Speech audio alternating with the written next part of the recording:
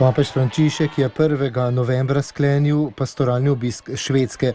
Drugi in tudi zadnji dan svojega 17. mednarodnega apostolskega potovanja je na športnem stadionu v Malmeju daroval svetomašo za tamkajšnjo manjšinsko katoliško skupnost, ki šteje približno 119.000 vernikov. Med njimi so številni priseljenci, ki jim je Švedska odprla svoja vrata.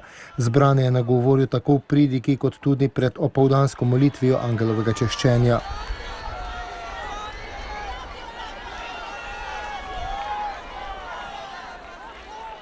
V homiliji je najprej spomnil, da je 1. november ne le praznik proglašenih svetnikov, temveč tudi praznik svetosti.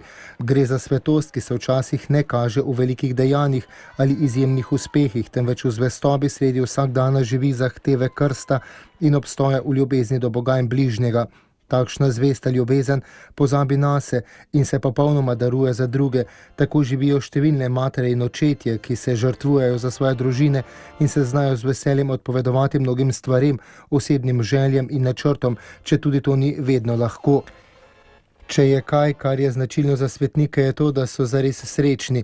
Odkrili so skrivnost pristne sreče, ki prebiva v globini duše in ima svoj izvir v božji ljubezni. Zato za svetnike rečemo, da so blaženi.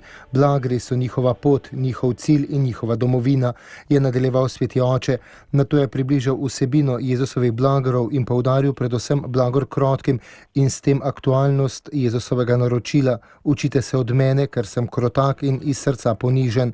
Gre za blagost, značilno za svetnike, ki so svojim življenjem veliko prispevali k medsebojni povezanosti ljudi.